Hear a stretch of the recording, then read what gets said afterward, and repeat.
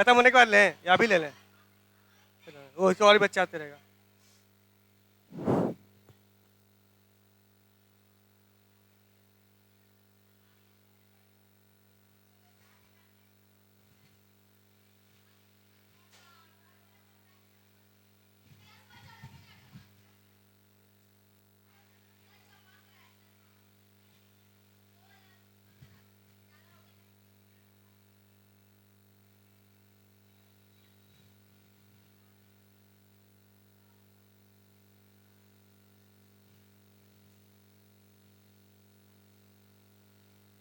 चले आगे। ठीक, देखिए लास्ट क्लास में हम लोग देख रहे थे या हम लोग डिस्कस कर रहे थे कि कैसे 1971 के बाद में 1971 के बाद में इंदिरा गांधी जी का पॉलिटिकल करियर धीरे धीरे नीचे की तरफ जाने लगा। हालांकि 1971 में उन्हें प्रचंड बहुमत मिला, लेकिन जिस बहुमत के साथ वो सबसे शीर्ष पर चली गई उसके बाद से वो धीरे धीरे डिग्रेड करने लगे। तो बताया हुए थे कि जितना तेजी से कोई अगर ऊपर उठता है उतना तेजी से नीचे भी गिरता है। तो बहुत सी सिचुएशन ऐसे कंट्री के अंदर डेवलप हो रहे थे जहां पर समस्याएं सरकार के सामने आ रही थी लगातार, और धीरे धीरे कांग्रेस का फिर से एक बार पतन की शुरुआत हो गई। इसी दौरान पड़े एक चीज और कि सरकार जब और से प्रॉब्लम से जूझ रही थी, उसी वक्त जुडिशरी के साथ में भी इनका पंगा हो गया। खासकर किस केस को लेकर? केशवानंद भारती केस को लेकर। कल बताए थे आपको कि केशवानंद भारती जी एक मंदिर के मठाधीश थे केरला में, इनके पास में काफी सारा जमीन था, मंदिर की जमीन थी। ऑब्वियसली सरकार ने इनके जमीन को सीलिंग एक्ट लगाकर लेना चाहा और बाकी लोगों में बांटना चाहा, इसलिए उन्होंने चैलेंज कर दिया। चैलेंज करने में यहां पर क्या होता है, केशवानंद भारती में क्या हुआ था, जज लोगों ने इनके फेवर में डिसीजन दिया। किसके फेवर में? केशवानंद भारती जी के फेवर में। क्या ठीक है, राइट टू प्रॉपर्टी, इनका अधिकार है, जमीन नहीं छीना जा सकता है। ये कहीं ना कहीं सरकार को चुभने लगा, क्योंकि जो डिसीजन था वो सरकार के विरुद्ध था। तो सरकार ने इसको एज ए चैलेंज लिया, या कह सकते हैं कि अपने खिलाफ लिया। अब यहां पर दो तीन बातें नजर आती हैं कि जैसे सुप्रीम कोर्ट ने डिसीजन दिया था 1973 में केशवानंद भारती केस में, उसी वक्त चीफ जस्टिस, उसके बाद ही चीफ जस्टिस ऑफ इंडिया की पोस्ट खाली हो गई थी। और उस वक्त प्रैक्टिस ये था कि जो सीनियर मोस्ट जज होंगे सुप्रीम कोर्ट के, उन्हें चीफ जस्टिस बनाया जाएगा। लेकिन 1973 में गवर्नमेंट ने क्या किया, तीन इंपॉर्टेंट जो जज थे, जो सीनियर मोस्ट जज थे, उनको दरकिनार करके, उनको हटाकर, उनको नेग्लेक्ट करके एक और व्यक्ति जो उनसे जूनियर थे, उनका नाम था जस्टिस एन राय, उनको चीफ जस्टिस ऑफ इंडिया बना दिया। अब इस बात का विरोध होने लगा जुडिशरी महकमे में, यानी बाकी जितने जज थे वो लोग बाकी बात करने लगे, खासकर तीन जज, कि हम लोग सीनियर थे, लेकिन सीनियर के रहते हुए भी एन राय जी को बना दिया गया चीफ जस्टिस ऑफ इंडिया। इसीलिए उस वक्त क्या हुआ, ये काफी विवाद का विषय बन गया कि क्या एग्जीक्यूटिव सरकार के मामले में हस्तक्षेप, जुडिशरी के मामले में हस्तक्षेप कर सकती है। ये उसी वक्त से विवाद का विषय रहा है। ठीक है, इसको थोड़ा और समझते हैं। तो अभी तक आप क्या देख रहे थे, किस विवाद को देख रहे थे कि जुडिशरी से विवाद हो जाता है, जुडिशरी से भी कॉन्फ्लिक्ट हो गया। किसका? एग्जीक्यूटिव का, इंदिरा गांधी जी का। और इसके पहले क्या देखे थे कि इंदिरा गांधी जी चौतरफा परेशानियों से घिरी हुई थी, चारों तरफ से वो उनको कॉर्नर आउट कर लिया गया था। ठीक है, गरीबी की समस्या दूर नहीं हो पाई, वार के बाद जो फाइनेंशियल क्राइसिस था वो, अनएम्प्लॉयमेंट, फिर पढ़े थे हमने स्टूडेंट मूवमेंट स्टार्ट हुआ पूरे खासकर बिहार और गुजरात में, और धीरे धीरे उसका स्वरूप क्या हो गया, बड़ा हो गया। अब इसी को समझने का प्रयास करते हैं, इमरजेंसी आखिर क्यों डिक्लेयर किया गया कंट्री में। देखिएगा 12 जून, याद रखिएगा 12 जून की घटना, 12 जून 1975, यानी 12 जून 1975 में क्या होता है, इसको याद रखिएगा। जस्टिस जगमोहन लाल,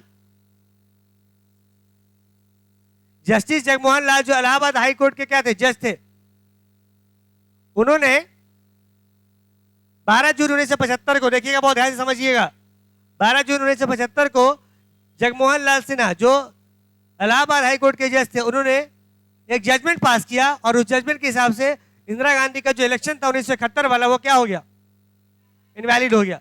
तो सवाल ये उठता है कि 1971 में जो इलेक्शन था वो 1975 में इनवैलिड कैसे हो गया। ठीक है, इसको थोड़ा समझिए। कहता है ये ऑर्डर कब आया, एक इलेक्शन पिटीशन के बाद में, जिसको एक व्यक्ति ने फाइल किया था। उस व्यक्ति का नाम था राज नारायण, एक सोशलिस्ट लीडर थे और वो कैंडिडेट थे जो इंदिरा गांधी के विरोध में चुनाव लड़ रहे थे 1971 में। तो 1971 में एक व्यक्ति थे राज नारायण, वो सोशलिस्ट लीडर थे और वो इंदिरा गांधी के अगेंस्ट में चुनाव लड़े थे और वो हार गए थे। और हारने के कारण उन्होंने क्या किया, इलाहाबाद हाई कोर्ट में कुछ एविडेंसेस के साथ में केस कर दिया था इंदिरा गांधी जी पर और उनके इलेक्शन पर। पिटीशन में उन्होंने चैलेंज किया था, क्या चैलेंज किया था कि इलेक्शन जो था इंदिरा गांधी का वो गलत ढंग से हुआ। कारण यह था कि इस इलेक्शन में इंदिरा गांधी जी ने गवर्नमेंट सर्विसेज को हेल्प में लिया था। अपने कैंपेन करवाने में, इलेक्शन के प्रचार करवाने में उन्होंने सरकारी व्यक्तियों का इस्तेमाल किया था, जो सीधे किसका वायलेशन था, कोड ऑफ कंडक्ट का वायलेशन था। किसी भी चुनाव में सरकार किसी भी सरकारी कर्मचारी को अपने फायदे के लिए इस्तेमाल नहीं कर सकती है, लेकिन इस चुनाव में राज नारायण जी का आरोप लगाया गया इंदिरा गांधी के ऊपर कि उन्होंने इस चुनाव प्रचार में सरकारी कर्मचारियों का उपयोग जम के किया और इसी आधार पर 1971 में इलाहाबाद हाई कोर्ट में उन्होंने केस भी कर दिया। और इलाहाबाद हाई कोर्ट का डिसीजन कब आता है, 1975 में, किस दिन, 12 जून। और ये डिसीजन आता है और इस डिसीजन में कहा जाता है कि इंदिरा गांधी का जो चुनाव है वो गलत तरीके से हुआ है और इंदिरा गांधी के इलेक्शन को इनवैलिड क्रिएट कर दिया गया। अब ये जो जजमेंट है हाई कोर्ट का,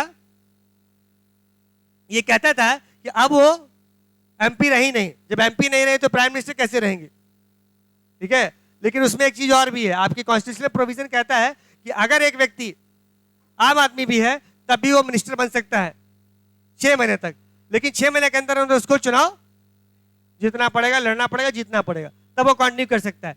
तो इस जजमेंट के अनुसार अब वो मेंबर ऑफ पार्लियामेंट तो रही नहीं, लेकिन फिर भी क्या बने रहना था उनको, प्राइम मिनिस्टर।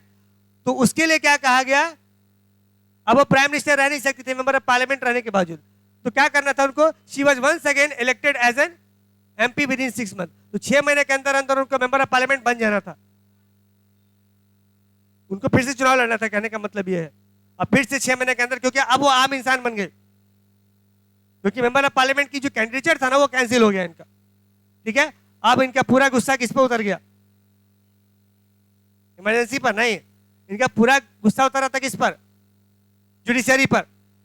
तो यहां पर जुडिशरी वर्सेस एग्जीक्यूटिव का विवाद चल रहा था। ठीक है, यानी इन्होंने एग्जीक्यूटिव को पूरी तरह से अपना दुश्मन मान लिया था, एक ढंग से कह सकते हैं आप। ठीक है, उनको लगा कि जुडिशरी मुझे टारगेट कर रही है, हालांकि इसमें जुडिशरी ने सिर्फ एक जजमेंट दिया था और राज नारायण जी के कहने पर दिया था, जो एक पॉलिटिकल ओपोनेंट थे इनके। अब आता है 24 जून का दिन, देखिएगा 24 जून 1975 सुप्रीम कोर्ट ने हाई कोर्ट जो ऑर्डर दिया था उस पर पार्शियल स्टे लगा दिया कुछ समय के लिए, जब तक कि यह अपील डिसाइड नहीं होगा। ठीक है, and she could remain MP but could not take part in the proceedings of the house. कहा गया, ऑर्डर किया गया कि ठीक है एमपी रहेंगे अभी फिलहाल, लेकिन वो लोकसभा के कार्रवाई में भाग नहीं ले सकती हैं। तो हम काहे का प्राइम मिनिस्टर, जब कोई प्राइम मिनिस्टर है लोकसभा की कार्रवाई में भाग नहीं लेगा तो काहे का प्राइम मिनिस्टर वो, है ना। तो एक ढंग से जुडिशरी ने उनके पंख को कतरने की कोशिश की। किसके पंख को, इंदिरा गांधी जी के। मतलब क्या है, इंदिरा गांधी जी के जो पावर है उसको कर्टेल करने की कोशिश की गई। पहले तो कहा गया कि एमपी आप रहिएगा नहीं, हाई कोर्ट का ऑर्डर, लेकिन सुप्रीम कोर्ट ने ऑर्डर लगा कहा कि रहिए, लेकिन आप भाग ही नहीं ले सकते हैं। अब भागने का मतलब भाग नहीं, भाग मतलब कि पार्टिसिपेट नहीं कर सकते। ठीक है, समझ लीजिएगा। यहां तक क्लियर है, कोई समस्या? ठीक है। आप कंट्री के अंदर क्या होता है, एक और क्राइसिस स्टार्ट होता है। इंदिरा गांधी किससे खफा हो गई, जुडिशियरी से, देख रहे हैं ना। ठीक है, बहुत ज्यादा पब्लिक परेशानी दे रहा है, पॉलिटिकल अपोनेंट्स परेशान कर रहे हैं, इधर जुडिशियरी परेशान कर रही है। समझ गया इसको। उसी दौरान एक घटना और घट जाती है, क्या है ये, crisis and response. The stage was now set for big political confrontation. अब अपोजिशन वालों ने अपना रास्ता साफ कर लिया था कि भाई इंदिरा गांधी जी को हम हटा देंगे। The opposition political party led by Jayaprakash Narayan pressed for Indira Gandhi resignation and organized a massive demonstration in Delhi Ramlila ground on 25 जून। 25 जून, ठीक है। यहां देखिए, उसी वक्त जेपी ने एक मास मूवमेंट के लिए बिगुल बजाया। वो कहा गया कि 25 तारीख को हम क्या करने जा रहे हैं, एक बहुत बड़ा रामलीला ग्राउंड में क्या करने जा रहे हैं, मैसिव डेमोन्स्ट्रेशन करने जा रहे हैं, ठीक है। मतलब यहां पर रैली करेंगे किसके अगेंस्ट, इंदिरा गांधी के, और इंदिरा गांधी जी को यहां से दबाव डालेंगे कि आपको इस्तीफा दे देना चाहिए, क्या आप प्राइम मिनिस्टर नाम के लिए एमपी हैं। जब सुप्रीम कोर्ट ने आपको कहा है टाटा बाय बाय, तो फिर आप क्या कर रहे हैं यहाँ पर, या हाई कोर्ट ने कहा, इलाहाबाद हाई कोर्ट ने, सुप्रीम कोर्ट ने स्टे लगाया था, उसके लिए फिर राज्य से उनके चुनाव होना होगा तब ना। हाँ, हो सकता है सर, तो हुई भी है सर, पढ़ेंगे आगे, ऐसा हुआ भी है। आप देखिए यहां पर, ये याद रखिएगा दिन 25 जून 1975, ये डेट याद रखिएगा, 25 जून, 25 जून याद रखिएगा। और 12 तारीख को जजमेंट आया था इलाहाबाद वाला, हाँ बहुत आसपास है, देखिएगा वो 12 जून है और ये 13 दिन का फासला है, ठीक है। 13 नंबर पर खतरे वाला होता है, बताया था ना, भूतला नंबर होता है, याद रखिएगा। तो 12 उधर और यहाँ 13 जोड़ दीजिए तो आ जाता है 25, ठीक है। तो 25 जून 1975 को इधर जयप्रकाश नारायण जी बिगुल लेके बैठे हुए कि हम बजाएंगे और स्टूडेंट को इकट्ठा करेंगे कहां पर, रामलीला ग्राउंड में, और हम इंदिरा गांधी जी पर प्रेशर बनाएंगे कि देखिए इतना जनता है मेरे साथ में, सब कह रहा है क्या इंदिरा जी को रिजाइन दे देना चाहिए, क्योंकि हाई कोर्ट भी उनके अगेंस्ट हो गया, सुप्रीम कोर्ट भी उनको रोक लिया एमपी के लिए, लेकिन फिर भी वो क्या है, उनको कोई काम नहीं करने का अधिकार नहीं दिया उसने। पब्लिक तो नाखुश है ही, स्टूडेंट भी नाखुश है, ठीक है। तो चारों तरफ क्या है, नाखुशी का क्या कहते हैं ना माहौल है, डिससेटिस्फैक्शन, हाँ डिससेटिस्फैक्शन का माहौल है। और इस डिससेटिस्फैक्शन में क्या होना चाहिए, इंदिरा गांधी को नैतिकता के आधार पर त्याग पत्र दे देना चाहिए, ऐसा इन लोगों का मानना था, मंतव्य था ऐसा मान्य, ठीक है। 25 जून 1975 जयप्रकाश ने अनाउंस किया नेशन वाइड सत्याग्रह करेंगे, इंदिरा गांधी रिजाइन करेगी, कैसे देखते हैं कैसे नहीं करेंगे, हम पूरे कंट्री में क्या करेंगे, सत्याग्रह करेंगे। और यहां तक कि आर्मी को बोलेंगे, पुलिस को बोलेंगे और गवर्नमेंट एम्प्लॉय को बोलेंगे कि इंदिरा गांधी के बात को ना मानिए, गवर्नमेंट का ऑर्डर फॉलो मत कीजिए, इलीगल है गवर्नमेंट का ऑर्डर, क्योंकि सुप्रीम कोर्ट ने उसके ऑर्डर को यानी उनको रोक लगा दिया है, इमोरल है। This to threaten to bring the activities of the government to stand still. इसने भी, इस आह्वान ने भी क्या किया, गवर्नमेंट को हिला के रख दिया। इंदिरा गांधी जी बोली कि हम तो पावर में हैं, लेकिन उस पावर का क्या काम है, कोई एक नॉन गवर्नमेंट वाला व्यक्ति हमको चैलेंज कर रहा है रामलीला के ग्राउंड से, ठीक है। और यही नहीं, पूरे देश में मेरे खिलाफ आवाज उठ रही है, उनको भड़काया जा रहा है स्टूडेंट्स को, इनका ऐसा मानना था, ठीक है। और यहां तक कि मेरे अधीन जो गवर्नमेंट के अधीन जो आर्मी है, पुलिस है, उसको भी कहा जा रहा है कि ऑर्डर मत मानिए, ठीक है। अब धीरे धीरे पूरा जो पॉलिटिकल मूड था ना कंट्री में, वो कांग्रेस के अगेंस्ट हो गया पहले से भी अधिक। सबको को एहसास दिलवाया गया कि पूरे कंट्री में सुख और शांति की उत्पत्ति तभी होगी जब इंदिरा गांधी जी रिजाइन देंगी। इंदिरा गांधी जी के रहते सुख और समृद्धि कंट्री का नहीं हो सकता है, क्योंकि ये सिर्फ और सिर्फ बैड लक लाएगी कंट्री के लिए, ठीक है। इनका माना गया, ऐसा दिखाया गया लोगों को, तो लोगों ने बिलीव करना शुरू कर दिया था कि हाँ भाई इंदिरा गांधी को हटाना चाहिए तभी देश बचेगा, इंदिरा हटाओ देश बचाओ, ये सभी का नारा है ना, वही उसी टाइप का नारा था। खैर देखते हैं आगे क्या होता है।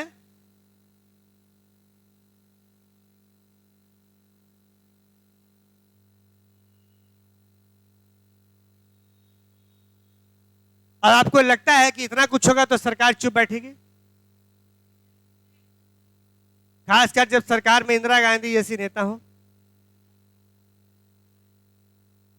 सोचने वाली बात है ना। क्योंकि इंदिरा गांधी के बारे में पढ़ चुके हैं पहले भी 1971 में। तो सवाल ये उठता है कि इतना कुछ हो जाएगा और इंदिरा गांधी अपने को भवन में चुपचाप बैठ के देखती रहेंगी लाइव टेलीकास्ट? ऐसा हो सकता था? ये नहीं हो सकता था। तो उनको कुछ ना कुछ तो करना था, ठीक है। अब वो मान ली कि कुछ तो लोग कहेंगे, लोगों का काम है कहना, ठीक है। अब वो फिर क्या कर रही है? रिटेलिएट करेंगे। अब वो आ गई किस पर? रिटेलिएशन के मूड पर, ठीक है। अब गवर्नमेंट क्या करेगा? रिस्पॉन्स करेगा। अब गवर्नमेंट बोला अब सबका बदला लेगा, ठीक है। जो हुआ है कंट्री के अंदर मेरे अगेंस्ट, तो गवर्नमेंट क्या करने जा रहा है? सबका बदला लेने जा रहा है। तो कैसे लेगा? दूसरी 25 जून 1975 में, जिस दिन उन्होंने अनाउंसमेंट किया था, किन्होंने? जेपी साहब ने, कि पूरे कंट्री में हम क्या करेंगे? आंदोलन करेंगे इंदिरा गांधी जी के खिलाफ। उसी दिन को इंदिरा गांधी जी ने कंट्री के अंदर अनाउंसमेंट करके बकायदा क्या लगा दिया? आर्टिकल 352 लगाकर, इंटरनल डिस्टर्बेंसेस का हवाला देकर क्या लगा दिया? स्टेट ऑफ इमरजेंसी लगा दिया पूरे कंट्री में।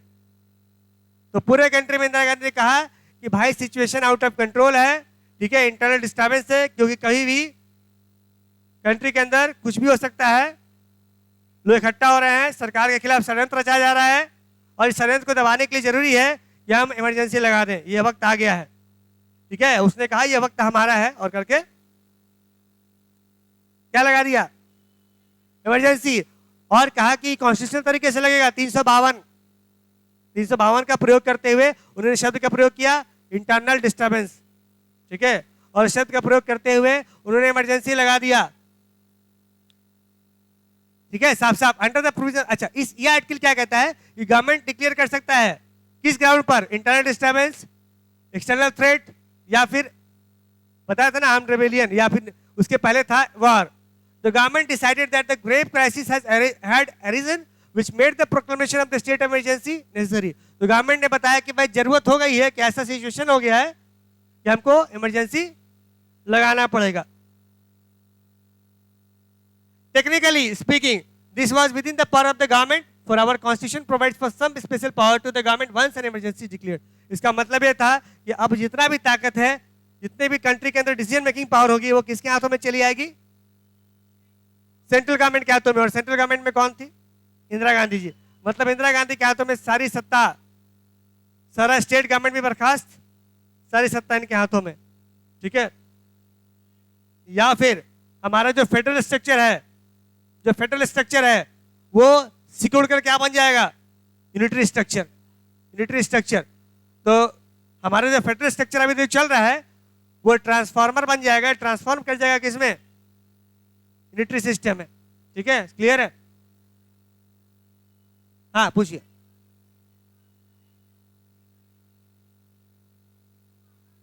नहीं, लेकिन सिचुएशन हो गई थी, पॉलिटिकल मूड बन रहा था, लोगों का माइंड कितना चेंज होने में कितना समय लगता है? ये भी तो हो जाता, क्योंकि अगर वो मान लिए होते तो इमरजेंसी नहीं लग पाता। समझिए इसको। हमारे कंट्री के अंदर मिलिट्री कभी अपने हाथ में पावर नहीं ली है, ठीक है। हमेशा वो डेमोक्रेटिक सेटअप के अंदर ही काम करती है। यह हिंदुस्तान की और भारत की बहुत अच्छी बात है। पाकिस्तान का एग्जांपल आप देख चुके हैं, पढ़ भी चुके हैं, ठीक है। कहते हैं ना वहां भी कि वहां देश में मिलिट्री नहीं है, मिलिट्री के हाथों में देश है।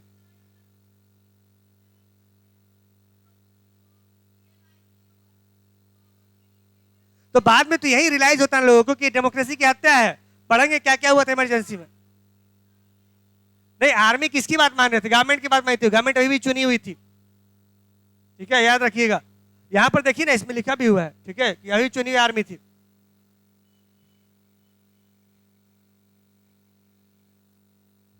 आगे देखते हैं। इमरजेंसी डिक्लेयर होने का मतलब क्या था? इमरजेंसी डिक्लेयर हो गया, इसका मतलब यह था कि जो फेडरल सिस्टम है, देखिए यहां पर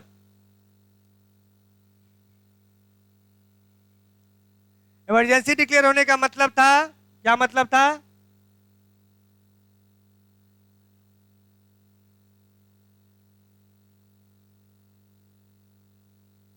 इसका मतलब यह था कि हमारा जो फेडरल सिस्टम है वो किससे बदल जाएगा? यूनिटरी सिस्टम है। मतलब यह है कि जितने भी ताकत है, सत्ता, वो किसके हाथों में चली आएगी? वो चली आएगी यूनियन गवर्नमेंट के हाथों में। दूसरी बात, the government also gets the power to curtail or restrict all or any of the fundamental rights during the emergency. Emergency के दौरान एक बात और हो गई, सरकार के हाथों में अधिकार होगा कि आपके फंडामेंटल राइट्स के, आम नागरिक के फंडामेंटल राइट्स को वो छीन ले या फिर उसको कटौती इसमें कर दे। हाँ ठीक है, तो इसी का एग्जाम्पल है बोलने की आजादी या राइट टू एक्सप्रेशन पर क्या लगा दी गई, पाबंदी लगा दी गई। तो फंडामेंटल राइट में सबसे इंपॉर्टेंट राइट क्या है? Expression, right to express yourself, freedom of expression सबसे इंपॉर्टेंट है। तो फ्रीडम ऑफ एक्सप्रेशन पर सबसे पहले क्या लगा दिया गया? पाबंदी लगा दी, उसके ऊपर स्टेपलर मार दिया गया, सबसे पहले स्टेपल कर दिया गया उसको। सही है, तो आप देखिएगा फंडामेंटल राइट पर पाबंदी लगने जा रही थी।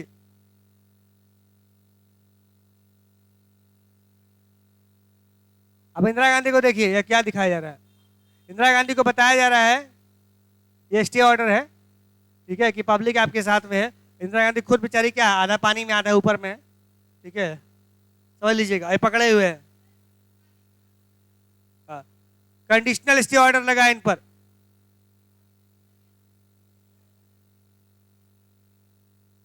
देखिएगा, with such massive support you should not think of stepping down। ये बोला कि रिजाइन मत दीजिए, रिजाइन मत दीजिए, देखिए इतना पब्लिक आपके साथ में है, इसको सपोर्ट दिए हुए है, ठीक है, सही है बात है। स्टे ऑर्डर लग गया था ना, वो कंडीशनल लगा था ना सुप्रीम कोर्ट वाला वही। हाँ, ये कांग्रेस के अध्यक्ष हैं उस वक्त के, इनका नाम था डीके बरुआ, ठीक है, कांग्रेस प्रेसिडेंट थे उस वक्त के। क्लियर है? हाँ, cartoon appeared few days before the emergency के पहले, और ये बता रहा है कि कैसे पॉलिटिकल क्राइसिस आने वाला था, और उनके हाथ पकड़ के खड़े थे डीपी बरुआ, ठीक है। देखिए देखिएगा किसका पैसा गिर गया, ठीक है, असरफी है, देखिए तो नीचे वो बैग से छिप गया है, देखिए ढक गया है। हाँ वो देखिए दो असरफी दिख रहा होगा।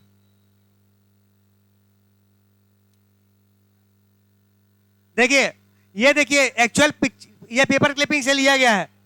जयप्रकाश नारायण जी, दीपा देखिए इधर, जयप्रकाश नारायण जी क्या दिखा रहे हैं? देश में तानाशाही रोकने के लिए लंबे संघर्ष हेतु तैयार रहे। रामलीला मैदान में विशाल सभा में जय बाबू की घोषणा। जय बाबू मतलब देश में तानाशाही रोकने के लिए लंबे संघर्ष हेतु तैयार रहे। ये किसका है? ये रामलीला मैदान की विशाल सभा में जय बाबू की घोषणा, ठीक है। कम्युनिस्ट विरोधी दलों द्वारा राष्ट्रव्यापी आंदोलन इंदिरा गांधी के खिलाफ चल रहा था ये।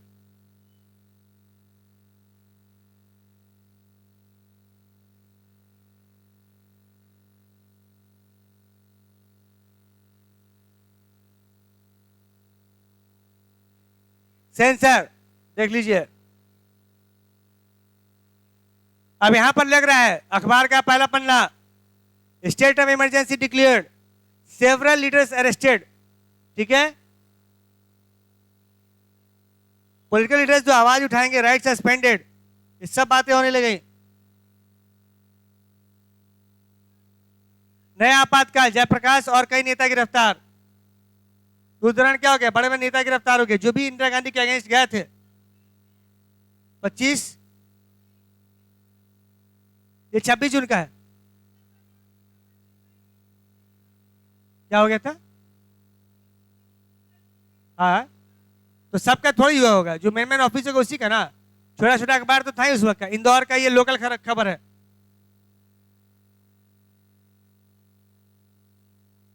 अब इंदिरा गांधी ने साहब कहा वर्क मोर टॉक लेस, पूरा लग गया डिक्टेटरशिप, बोलने की आजादी खत्म। Mrs Gandhi defeated, Janata party for, अच्छी ये सब आगे है, पढ़ेंगे आगे। खैर, तो आप देख रहे हैं कंट्री के अंदर इमरजेंसी लग गया। 25 जून 1975 प्राइम मिनिस्टर ने रिकमेंड किया इमरजेंसी लगा दिया जाए, और इमरजेंसी लगाने की पावर किसके हाथों में होती है? प्रेसिडेंट के हाथों में होती है। लेकिन आपको पता है कि प्रेसिडेंट प्राइम मिनिस्टर के एडवाइस पर ही काम। तो उस वक्त के प्रेसिडेंट साहब थे फखरुद्दीन अली अहमद साहब, और उन्होंने उनके कहने पर, इंदिरा गांधी जी के कहने पर इमरजेंसी लगाया। मिडनाइट के बाद क्या होता है? इलेक्ट्रिसिटी को जो मेजर न्यूज़पेपर है, आप पूछे ना अखबार, तो हमको क्या बोले कि मेन मेन अखबार के दफ्तरों का लाइन काटा गया था। लोकल अखबार तो आज भी चल रहे थे, ठीक है, तो लोकल अखबार का था वो जो देखिए अभी clippings. After midnight the electricity to all the major newspaper offices were disconnected. काट दिए गए, लाइन ही कट जाएगा तो ऑफिस चलेगा कैसे? लाइन ही काट दिया जाएगा तो प्रेस चलेगा कैसे? और प्रेस में क्या छापा जाता? इंदिरा गांधी के खिलाफ इमरजेंसी लगाई है। तो सबसे पहले इमरजेंसी को डिक्लेयर करने के साथ साथ किसका गला घोट दिया गया? Right to freedom of expression, ठीक है। और उसके बाद सुबह सुबह उठते उठते, ठीक है, बड़े बड़े नेता जो थे, वर्कर जो थे अपोजिशन पार्टी के, सबको पकड़ पकड़ के अरेस्ट कर लिया गया, जेल में डाल दिया गया। आपने सरकार के विरुद्ध क्या किया है? षड्यंत्र, कॉन्स्पिरेसी, चुनी हुई सरकार के को गिराने की कोशिश, समझ रहे हैं? कैबिनेट बिल्कुल देखिए, जिस कॉन्स्टिट्यूशन ने इंदिरा गांधी को राइट दिया उसी कॉन्स्टिट्यूशन ने फंडामेंटल राइट दिया। लेकिन सरकार सर्वोपरि है ना, तो सरकार ने बोला कि अपने आप को मुझे सिद्ध करना कि मैं हूं, मैं हूं ना, तो बोला और मैं ही हूं, वो अलग चीज है। इसके पहले इंदिरा गांधी क्या बोली थी वादा करते वक्त? मैं हूं ना। और यहां क्या बोल रही है? मैं ही हूं, ठीक है, और कोई नहीं है। The cabinet was informed about it special meeting. 6 बजे कैबिनेट को मालूम चलता है, इंदिरा गांधी पहले ही डिक्लेयर कर दी। सोचिएगा, डिसीजन उसका अकेले का था।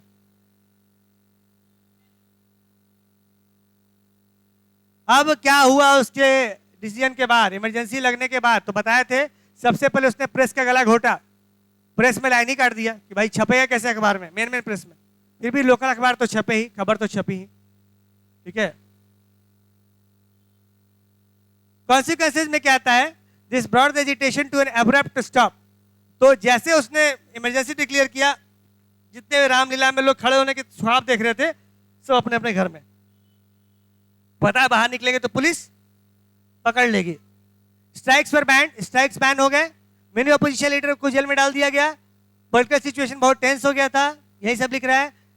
गवर्नमेंट सस्पेंडेड करती है फ्रीडम ऑफ प्रेस। न्यूज़पेपर को कहा गया कि बिना पूछे हुए हमसे कुछ नहीं मत छापिएगा, और इसको कहते हैं हम लोग प्रेस सेंसरशिप, यानी प्रेस के ऊपर क्या लग गया? सेंसरशिप, पाबंदी, restrictions. Apprehending social and communal disharmony, the government of India banned Rashtriya Sevak स्वयं सेवक संघ, आरएसएस पर कहा गया कि भाई दंगा फसाद में इन्वॉल्व कर सकता है कंट्री को, उस पर पाबंदी लगा दी गई। और जमात इस्लामी पर भी पाबंदी लगा दी गई, यानी मुस्लिम ऑर्गेनाइजेशन, हिंदू ऑर्गेनाइजेशन दोनों पर रोक। साथ ही साथ प्रोटेस्ट स्ट्राइक्स को भी डिसअलाउ कर दिया गया। कहा गया कोई पब्लिक आके सड़क पर प्रोटेस्ट करता है या स्ट्राइक करता है तो उसको जेल में बंद कर दिया जाएगा। Most importantly, under the provision of the emergency the various fundamental rights of the citizen stood suspended. लोगों के फंडामेंटल राइट्स को सस्पेंड कर दिया गया। और यह भी कहा गया कि कोई भी व्यक्ति कोर्ट नहीं जा सकेगा। तो कोर्ट जाने का अधिकार क्या था? राइट टू कॉन्स्टिट्यूशनल रेमेडीज था ना, आर्टिकल नंबर 32 फंडामेंटल राइट्स में, उसको ही सस्पेंड कर दिया गया। कहा कि कोई व्यक्ति कोर्ट नहीं जा सकेगा। तो कोर्ट जाने के अधिकार जो फंडामेंटल राइट था उसको भी सस्पेंड कर दिया गया। अब देखिए, इतना ही नहीं, सरकार इतनी पर नहीं रुकी, ठीक है, सरकार इतना ही पर नहीं रुकी। सरकार अगला चाल चली, क्या था? प्रिवेंटिव डिटेंशन, पढ़ चुके हैं आप लोग 11th क्लास में। सरकार शक के आधार पर, सस्पिशन के आधार पर गिरफ्तार करके जेल में डाल देगी। The government made extensive use of preventive detention. इस प्रोविजन के तहत क्या किया गया? लोग को अरेस्ट किया गया, डिटेन किया गया। इसलिए नहीं कि उन्होंने कोई क्राइम कमिट किया था, बल्कि इसलिए कि भविष्य में क्राइम कमिट कर सकते थे, ठीक है। तो रैंडम हाँ उठा लेंगे, उनको लगेगा अच्छा आप पर शक रह रहा है, आपका चेहरा लग रहा है कि आप कुछ कर सकते हैं, सरकार के खिलाफ, पकड़ लिया, जेल में डाल दिया, ठीक है। इसमें उसका कुछ अपना प्रोविजन है ना, आप बोल रहे हैं 3 महीने के आसपास रख के उसको 2 महीने के अंदर रख सकते हैं आप, उसका छोड़ना पड़ेगा, उसको कोर्ट के सामने प्रेजेंट करना पड़ेगा। यूजिंग प्रिवेंटिव डिटेंशन क्या हुआ? गवर्नमेंट ने जम के क्या किया? बहुत सारे अरेस्ट किया, जो भी उनके दुश्मन थे, पॉलिटिकल वर्कर, सबको पकड़ के जेल में डाल दिया। अब बोला कि कोई कोर्ट में नहीं जाएगा हाईबियस कॉर्पस के लिए। हाई कोर्ट में केस हुए, सुप्रीम कोर्ट में केस हुए, but the government claim that it was not even necessary to inform the arrested person. Government बोला कि हम बात ही नहीं मानेंगे कोर्ट का। तो कोर्ट के ऑर्डर को भी चैलेंज किया जा रहा है इस वक्त, देख लीजिए। तो इंदिरा गांधी पूरा फुल मूड में थी कि हम आप किसी की बात नहीं सुनेंगे, ठीक है। वो बोल दी कि भाई कमिटमेंट कर दी है तो हम किसी की नहीं सुनेंगे, ठीक है। क्लियर है यहां तक? यहां हो गया।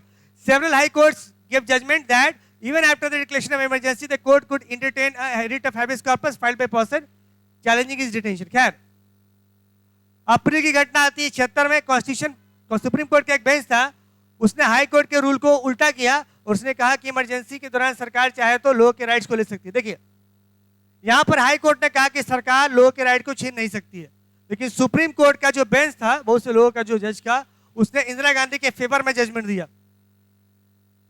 उसने कहा कि नहीं, सरकार चाहे तो फंडामेंटल राइट्स को छीन सकती है, सस्पेंड कर सकती है ड्यूरिंग इमरजेंसी, क्योंकि ऐसा लिखा गया कॉन्स्टिट्यूशन में, ठीक है। तो इंदिरा गांधी को क्या हुआ, जजमेंट ने क्या किया, सिटीजन्स जो जा पा रहे थे सुप्रीम कोर्ट तक पहुंच पाए थे, उनका रास्ता ही बंद कर दिया, क्योंकि क्लियर कट कह दिया गया। जुडिशरी नहीं कह रही है, सुप्रीम कोर्ट ने, नहीं पब्लिक नहीं जा सकता, सरकार को राइट है, फंडामेंटल राइट छीने तो छीन ले वो। देखिए, उसी रंग से बहुत सा विरोध हुआ, उसका रेजिस्टेंस हुआ इमरजेंसी का। बहुत से पॉलिटिकल लीडर जो थे अरेस्ट हो गए पहले ही वेव में, और जो बचे वो अंडरग्राउंड हो गए, छिप गए, जाके जंगल में जाके छिप गए, कोई कहीं भी जाके एकदम संन्यास ले लिए, छिप गए ऐसे जाके, और वहां से प्रोटेस्ट करने लगे। कुछ कुछ इंडियन न्यूज़पेपर जैसे इंडियन एक्सप्रेस, स्टेट्समैन, उन्होंने अपने कॉलम को क्या रखा था, लेफ्ट खाली रखा था। याद कीजिए, चैप्टर की जब शुरुआत किए थे तो बताए थे कि एक अखबार ने क्या किया, अपने एडिटर वाले कॉलम को बिल्कुल प्लेन रखा था, इमरजेंसी लिख के, तो नहीं भी कह के बहुत कुछ कह दिया जाता है, ठीक है। तो magazine like seminar, main stream, ये सब क्या किए, इन्होंने बोला कि भाई नहीं भाई, सेंसरशिप नहीं लागू करेंगे, हमको बंद कर दीजिए। तो अपना दरवाजा खुद बंद कर लिए थे, बोले हम सेंसरशिप की मतलब हम सरकार के अधीन काम नहीं करेंगे, बस। Many journalist were arrested for writing against the government. बहुत से जो जर्नलिस्ट लोग हैं उनको पकड़ के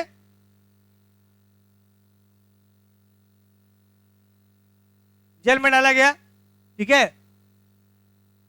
उसके बाद बहुत से न्यूज़लेटर को, लीफलेट्स को बांटा गया सेंसरशिप को तोड़ने के लिए। मतलब देखिए, किस पर पाबंदी लगेगी, किस पर पाबंदी लगेगी, अखबार पर ना। लेकिन अगर कोई लीफलेट छपवा के बांटे तो पर्ची पर तो कोई पाबंदी नहीं थी। तो सेंसरशिप लगा अखबार पर, तो अखबार के अलावा भी दूसरे माध्यम थे ना जिससे लोग एक दूसरे तक कम्युनिकेट कर पा रहे थे। तो बोला अखबार पर नहीं छापेंगे, ठीक है, अखबार में ना पाबंदी लगेगी, हम पर्ची छपवा के बांटेंगे, लीफलेट्स। तो लीफलेट छपवा के बंटना शुरू हो गया, यही लिख रहा है। न्यूज़लेटर वो बंट के शुरू हो गया। तो अखबार के जो मालिक थे उन्होंने अलग चाल चली, उन्होंने अखबार को तो बंद कर दिया, लेकिन अखबार के बदले लीफलेट्स और न्यूज़लेटर चलाना शुरू किया जिसमें इंदिरा गांधी के अगेंस्ट लिखा हुआ था, ठीक है। और ये पकड़ना बड़ा मुश्किल होता है लीफलेट्स को, क्योंकि लीफलेट्स में ना, अखबार में ना पकड़ लीजिएगा कि हिंदुस्तान का, कि हिंदुस्तान टाइम्स का है, और लीफलेट्स में कैसे पकड़िएगा, उसमें तो बस लिखा रहेगा, ठीक है, कि भाई सरकार जो गलत है, उसका जो काम है गलत है, बस बांट दीजिए, ठीक है। लिख दिया गया भाई कि इसको आगे लोग 5 लोग कॉपी करके आगे भेज दीजिएगा, ठीक है, ठीक है, जैसे जैसे भेजिएगा आगे में, ठीक है, आप पर कृपा बरसेगी, ऐसे करके भेज दिया गया। तो भेजते चला गया उसको, नहीं ऐसे करके, यानी आप भेजेंगे किसी और को, वो किसी और को, किसी और को, तो ऐसे प्रचार होते जाएगा।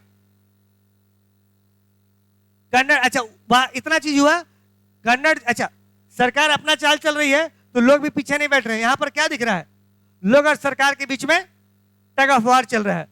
सरकार बोल रही है ऐसे कैसे छोड़ेंगे आपको, ऐसे दबोचेंगे, तो पब्लिक बोल रही है कि हम उस दांव से बाहर निकल जाएंगे, देखिए आपके कैसे पकड़ से बाहर निकलते हैं, आप अखबार पाबंदी लगाइएगा, हम लीफलेट निकाल देंगे, ठीक है। तो विरोध करने का बहुत सा तरीका है, समझ लीजिए। सरकार कहेगी ना कि भाई हम क्या करेंगे, प्रोटेस्ट पर रोक लगा देंगे, तो हम घर पे ही गाना बजा देंगे माइक लगा के, कोई दिक्कत नहीं है, ठीक है। तो प्रोटेस्ट करने का तरीका हो गया। क्या एक राइटर सब जो थे, जैसे शिवरमा करनाथ थे, उसी रंग से पद्म भूषण इनको मिला था, पद्मश्री मिला था, अपने अपने अवार्ड को रिटर्न कर दिया। क्यों रिटर्न किया, उन्होंने कहा कि भाई डेमोक्रेसी का सत्यानाश हो गया कंट्री में, तो इस अवार्ड का कोई मतलब नहीं, इसको कहते हैं अवार्ड वापसी, कि हम आपसे खुश नहीं हैं, लीजिए अवार्ड वापस। ये बहुत पुराना सिस्टम चल रहा है, गांधी जी भी किए थे, याद होगा। अंग्रेजों के रविन्द्रनाथ टैगोर जी ने भी लौटा दिया था अवार्ड, नाइटहुड की उपाधि लौटा दिया था। तो उपाधि लौटाना प्रतीकात्मक है, मतलब ये कि आप जो सम्मान दे रहे हैं तो हम आपको मान रहे हैं कि आप बहुत बड़े व्यक्ति, आपसे हम सम्मान ले रहे हैं, लेकिन हम सम्मान लौटा रहे हैं, मतलब क्या कि आपको उस स्तर का व्यक्ति नहीं मान रहे हैं हम।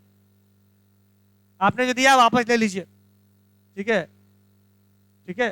तो वो क्या कहेगा कि भाई हम इसके लायक नहीं है, लेकिन असल में क्या होता है, ये शो करता है कि आप इसको देने के लायक नहीं है। समझ लीजिए, ये मैसेज ये होता है।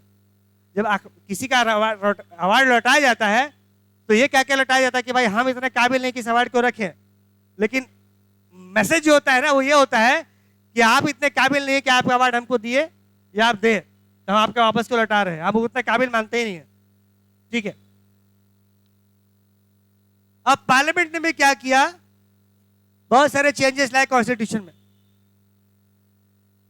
पार्लियामेंट में दबदबा किसका था? पार्लियामेंट के अंदर दबदबा इंदिरा गांधी जी का था। तो पूरे पार्लियामेंट को ना फिर से क्या किया गया, थोड़ा बहुत उसमें ग्रीस ऑयल वगैरह लगाया गया, फिर से कहते हैं ना उसके अंदर उसको पॉलिश किया गया, है ना, रिनोवेट किया गया। रिनोवेट मतलब पुजारा नहीं, रिनोवेट का मतलब हुआ उसको थोड़ा बहुत उसमें चेंजेस लाया गया। तो parliament also brought in many changes, तो पार्लियामेंट के अंदर भी चेंज लाया गया। सबसे पहले इंदिरा गांधी ने बोला कि मेरे इलेक्शन को चैलेंज किसने किया, कोर्ट में चैलेंज किया गया ना। तो पार्लियामेंट में एक नया रूल लेकर आई, वो कहती है क्या, उस रूल के अकॉर्डिंग अमेंडमेंट लाकर अब से प्रेसिडेंट के चुनाव को, वाइस प्रेसिडेंट के चुनाव को और प्राइम मिनिस्टर के चुनाव को, है ना, कोई भी कोर्ट में चैलेंज नहीं किया जा सकता है। मामला खत्म। वो पहले ही अमेंडमेंट लेकर आती है, कहती है क्या कि प्रेसिडेंट तो इतना बड़ा व्यक्ति होता है, उसके चुनाव को, वाइस प्रेसिडेंट के चुनाव को और किसके चुनाव को, प्राइम मिनिस्टर के चुनाव को किसी भी कोर्ट में चैलेंज किया ही नहीं जा सकता है। पहला अमेंडमेंट ये लेकर आई, क्यों? क्योंकि वो स्वाद चख चुकी थी पहले। इसका कौन व्यक्ति था जो केस किया था इसके ऊपर? राजनारायण, है ना, कि भाई कोर्ट ये गलत चुनाव हुआ है। अब बोले कि आप कोई कोर्ट में चैलेंज कर ही नहीं सकता, तो अपने आप को इसने क्या किया, ठीक है, इसने कवच धारण कर लिया। बोला कि अब मेरे पास कवच है कि भाई अब हम किसी ढंग से चुनाव में कुछ भी करेंगे, मेरे ऊपर आरोप लग ही नहीं सकता है। तो इसने क्या किया, कवच कुंडल पहन लिया, ठीक है, पहन लिया ना कि अब कुछ नहीं हो सकता है चुनाव में, ठीक है। और सुनिए आगे, द 42nd अमेंडमेंट, पता है ना, 42वां संविधान संशोधन, जिसको मिनी कॉन्स्टिट्यूशन भी कहते हैं, 42nd अमेंडमेंट लाया गया। और इसने क्या बोला, ये सब अमेंडमेंट पहले पढ़ चुके हैं पहले भी। इसमें क्या कहा गया कि जो लोकसभा का जो कार्यकाल होगा ना, उसको बढ़ा के 6 साल कर दिया जाएगा, ठीक है। तो 6 साल बढ़ा दिया गया कार्यकाल, अधिक समय तक रूल कर पाए, ठीक है। This change was not only for the emergency period but for the permanent nature. कहा गया कि यही नहीं, हमेशा के लिए यही रहेगा। और इमरजेंसी के दौरान इलेक्शन को पोस्टपोन कर दिया गया 1 साल के लिए। तो इलेक्शन होना था 71 के बाद में 76 में, लेकिन होने कब जा रहा था, 78 में होगा, ठीक है, क्लियर है।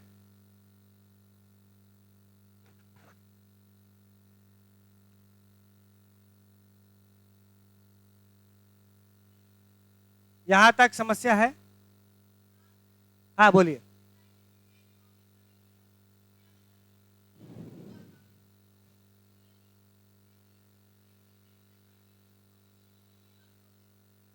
फिर से बोलिए।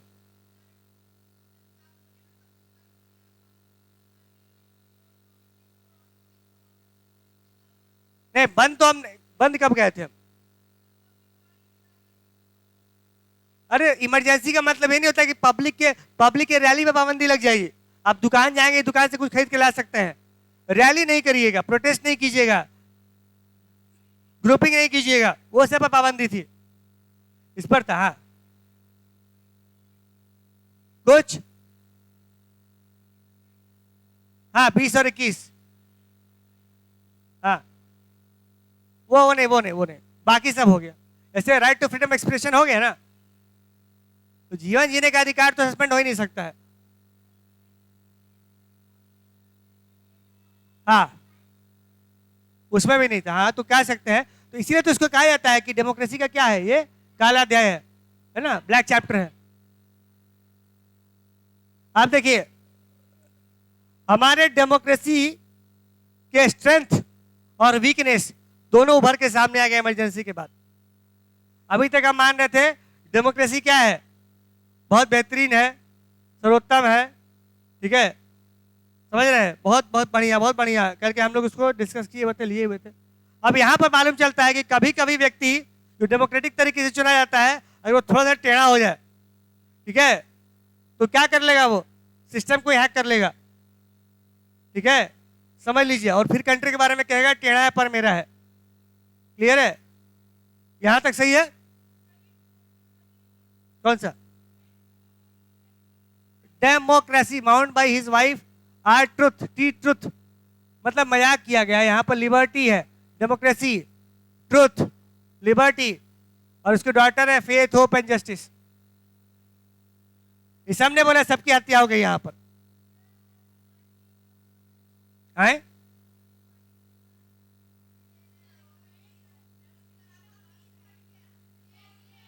इसमें नहीं है? अच्छा, उसको बता देंगे, ठीक है। दो पे हट गया इसमें। अच्छा लाइए, ठीक है, कोई बात नहीं, ठीक है, इसको देख लेते हैं। देखें कौन सा पेज हट गया, यही ना?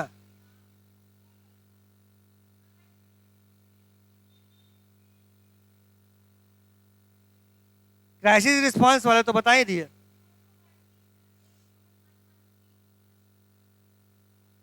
इसी को कॉन्सिक्वेंस बोल रहे हैं।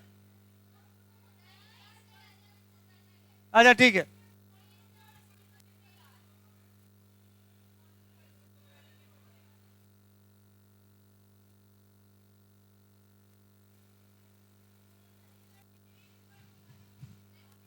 देखते हैं, नहीं मैं तो बता देंगे। अच्छा, इसको देख लीजिए, फिर इस पर आ रहा है, इसको आप इस पर एंड, अभी कल हम बताए थे, जब वो नहीं था टॉपिक तो हम बताए थे। कौन? अच्छा ठीक है, ले आते हैं उसको, हमको देखने दीजिए है इसमें।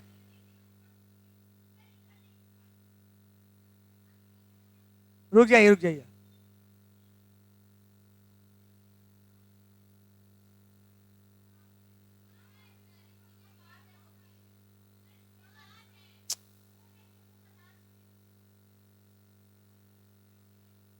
दस, रुकिए,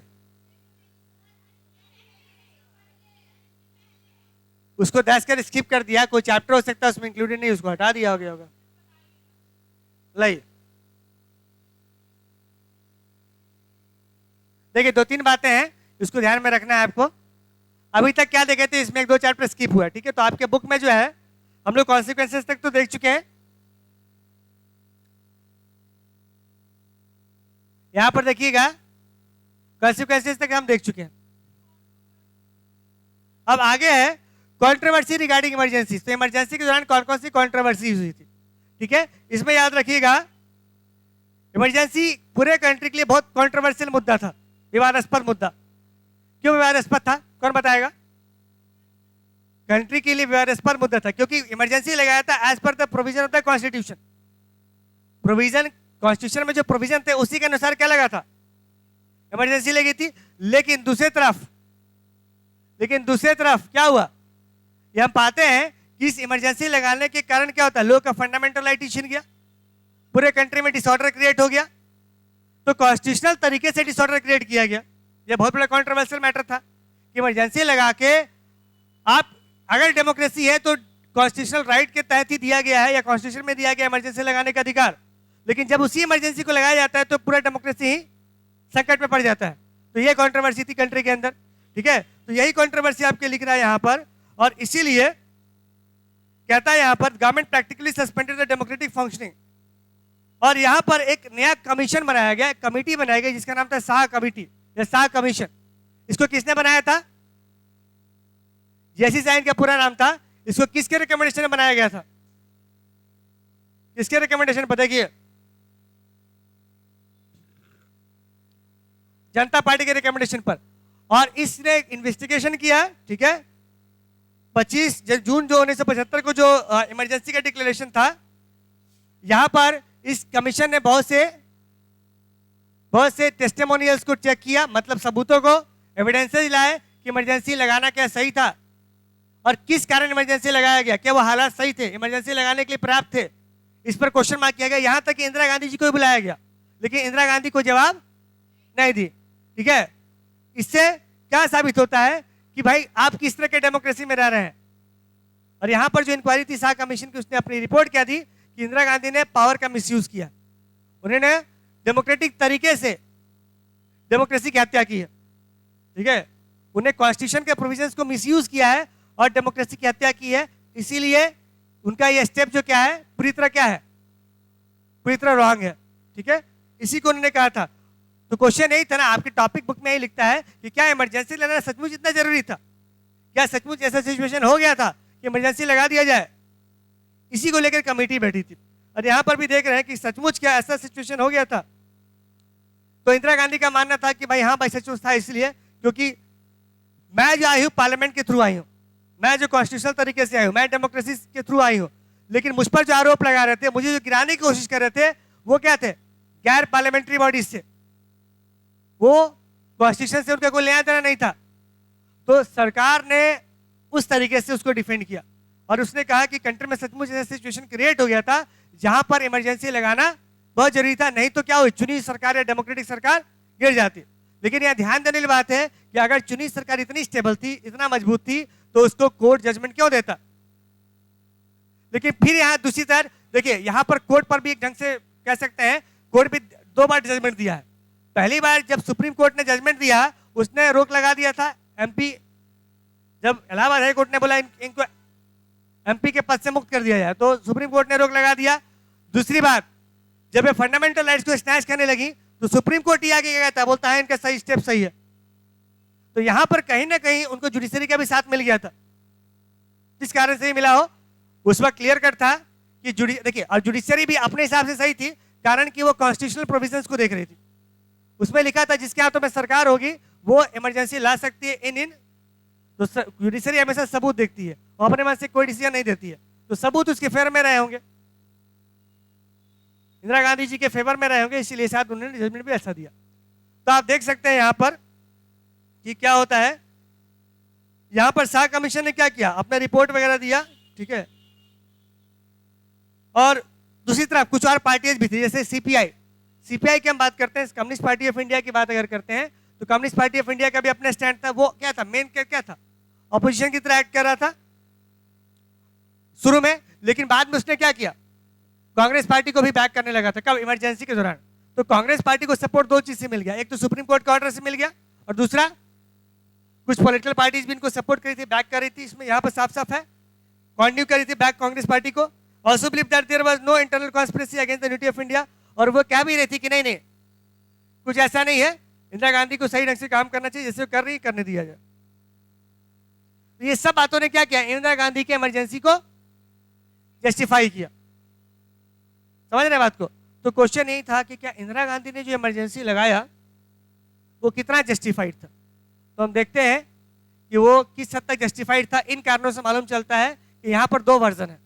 अगर शाह की रिपोर्ट के देखें तो अनजस्टिफाइड था, लेकिन इंदिरा गांधी का स्टेटमेंट पढ़ेंगे और अगर उस वक्त के हालात को देखेंगे तो उनके हिसाब से वो सही था। इसीलिए इसको कहा जाता है कंट्रोवर्सी, ठीक है, क्योंकि एक कंक्लूजन पर पहुंच ही नहीं पाया कि सही था या गलत था। लेकिन आज के पर्सपेक्टिव में देखते हैं, लेकिन हो सकता है कि इंदिरा गांधी की जगह पर आज के व्यक्ति रहते तो आज वो भी वही स्टेप उठाते जो उस वक्त उठाया था इंदिरा गांधी जी ने। लेकिन फिर भी कहीं ना कहीं लोकतंत्र की तो हत्या थी और फंडामेंटल राइट्स की तो कुछ नहीं गया। इस सवाल से तो कोई, इस बात पर तो कोई 2 मत नहीं है। क्लियर है, यहां तक कोई दिक्कत? हाँ, अब क्या बच रहा आपका?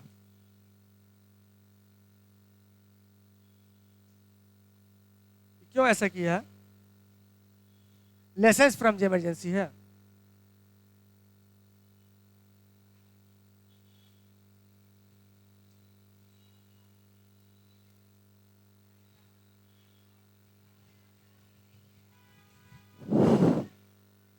आइए अब बता देते हैं सर।